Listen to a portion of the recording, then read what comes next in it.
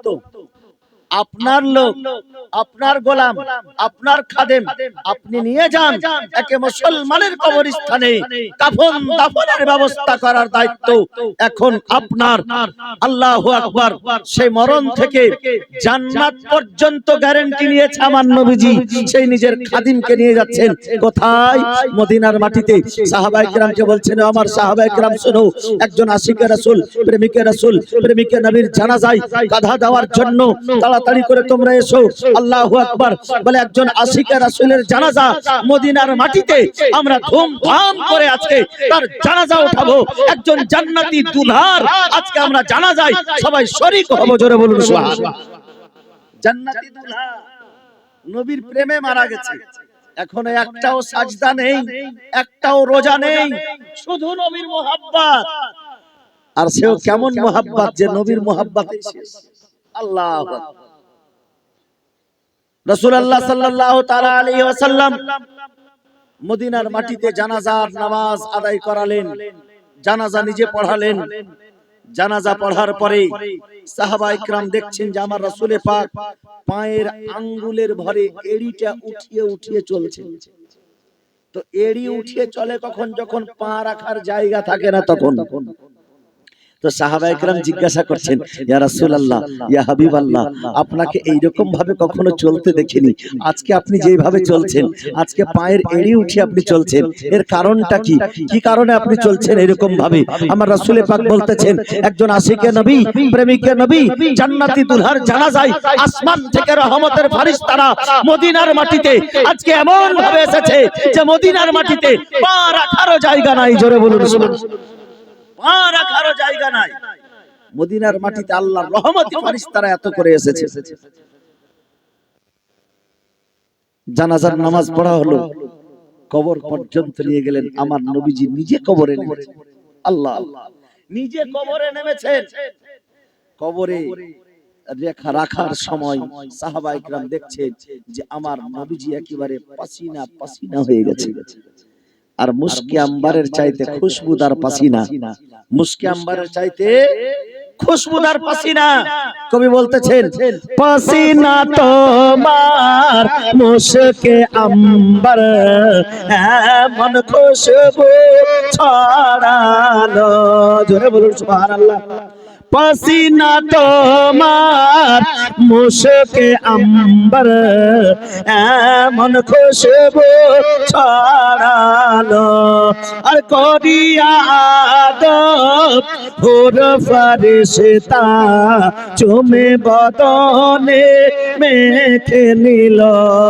কোন কায়দায় খোদা আজ তোমায় বানালো, হীরা পান্না মুক্তা চুনি আর মানিল।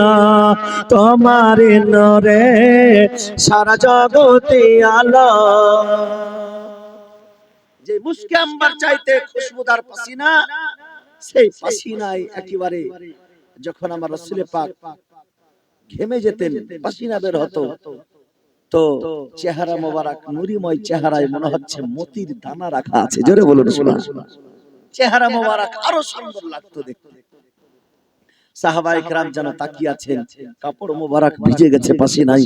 আমার নবীজি যখন কবর থেকে উঠলেন, উঠার পরে সাহাবায়ে কেরাম জিজ্ঞাসা করছে, ইয়া রাসূলুল্লাহ, ইয়া হাবিবাল্লাহ, ফিদাকা আবি ওয়া উম্মি, আপনার পদতলে আমাদের পিতামাতা কুরবান। নবী গো, ইতিপূর্বে কখনো আপনার এই অবস্থা দেখিনি, চেহারায় পাসিনা, আপনার মুখে মুচকি মুচকি হাসি। ইয়া রাসূলুল্লাহ, কারণটা কি?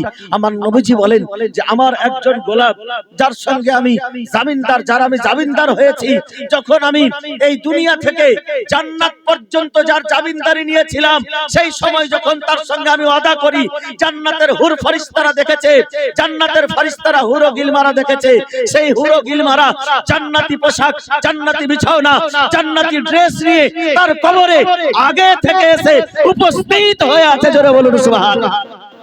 ওই জান্নাতি হুরদের ভিড়ে আমি পাসিনা পাসিনা হয়ে গেছি।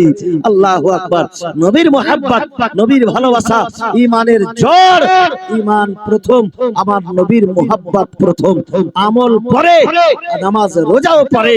নবীর মুহাব্বত, আল্লাহর মুহাব্বত হচ্ছে ঈমান, আর ঈমানটা হচ্ছে আগে। তো বুঝা গেল যে নবীর মুহাব্বত যদি না থাকে কিছুই থাকবে না, আর নবীর মুহাব্বত যদি থাকে আমল কাজে আসবে, নচেত কাজে আসবে না।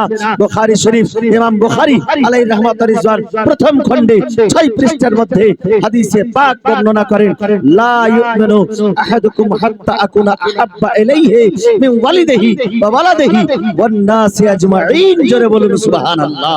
নবীর মুহাব্বত যদি না থাকে তবে কিছুই কাজে আসবে না, সে মুমিনও হবে না। বলে কতটুকু মুহাব্বত? বাপ চাইতে বেশি মুহাব্বত, মা চাইতে বেশি মুহাব্বত, পিতা সন্তান চাইতে বেশি মুহাব্বত, আত্মীয় স্বজন চাইতে বেশি মুহাব্বত, এমনকি নিজের জান চাইতে বেশি। নবীকে ভালোবাসতে হবে, আর যারা ভালোবাসবে তারাই ইত্তেবা করতে পারবে, নচেত ইত্তেবা করতে পারবে না। আল্লাহু আকবার। কবি বলতেছেন, মুহাম্মদ কি মোহব্বত दीन हक की शर्त अव्वल है, इसमें अगर हो कुछ खामी सब कुछ नामुकम्मल है। मोहम्मद की मोहब्बत दीन हक की शर्त अव्वल है, इसमें अगर हो कुछ खामी सब कुछ नामुकम्मल है। कि मोहम्मद से वफा तूने तो हम तेरे हैं, ये जहां क्या चीज है लौह कलम तेरे हैं। ना घबराओ मुसलमानों, अभी खुदा की शान बाकी है, अभी इस्लाम जिंदा है, अभी कुरान बाकी है। वाखिर दावाना अनिल हम्दुलिल्लाह। अस्सलामु अलैकुम व रहमतुल्लाह।